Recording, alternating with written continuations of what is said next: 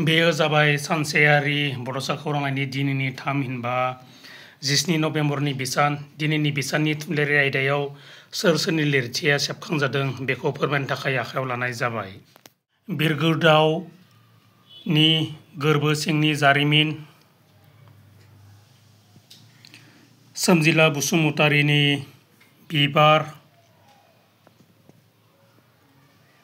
जने मसाहारिनि नों आंनि फाराय गोजानाव, क'क्राझारनि गोसोखां बसुमतारीनि दानि सिख्लाफोर, बाक्सानि रैदोम बर'नि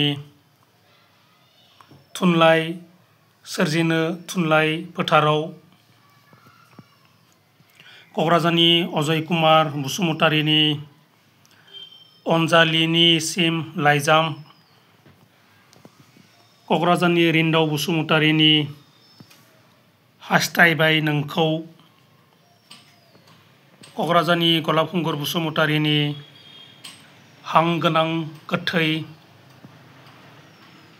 सनिराम बसुमतारीनि बालें सिख्ला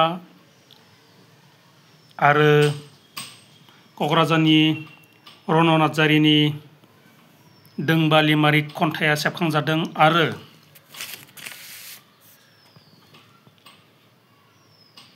थाम्फै दांग्रा बसुमतारीनि दाउ फेन्दा, मन्टुराम ब्रह्मनि रतननि जिउ जारिमिन आरो प्रतिमा बसुमतारीनि हाय बिनानाव सुंद' सल'आबो सेबखांजादों।